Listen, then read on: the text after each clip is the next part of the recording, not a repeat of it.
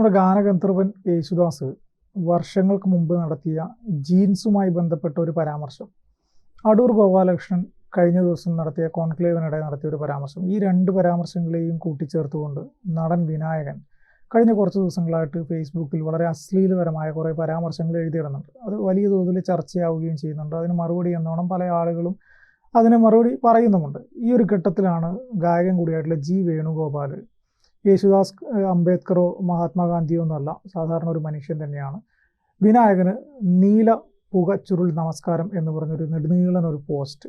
നീലച്ചുരുൾ പുകയ്ക്ക് നല്ല നമസ്കാരം എന്ന് പറയുമ്പോൾ ഇവിടെ നീലച്ചടയൻ പുകയ്ക്കുന്നത് വിനായകൻ മാത്രമല്ലല്ലോ. ഞാനൊരു കാര്യം പറയട്ടെ, ആ വൃത്തികെട്ടവൻ്റെ പേര് നിരന്തരം പിന്നെയും പറഞ്ഞുകൊണ്ടിരിക്കുമ്പോൾ അവൻ വളരുകയാണ്. ഏതർത്ഥത്തിൽ? പ്രസിദ്ധിയുണ്ട്, കുപ്രസിദ്ധിയുണ്ട്. അതെ, കുപ്രസിദ്ധിയിലൂടെ അങ്ങ് വളരുകയാണ്. അതിലവൻ അഭിരമിക്കുന്നുണ്ട്, അവൻ്റെ ഒരു ആത്മരതിയുണ്ട്. പലരും ഇത് പറയുമ്പോൾ അവൻ അനുഭവിക്കുന്നൊരു സുഖമുണ്ട്. അത് മാനസിക രോഗമാണ്. കൂടുതൽ വാർത്തകളും വിശേഷങ്ങളും നിങ്ങളിലേക്ക് എത്താൻ ABC മലയാളം സബ്സ്ക്രൈബ് ചെയ്യുക, ബെൽ ബട്ടണും അമർത്തുക.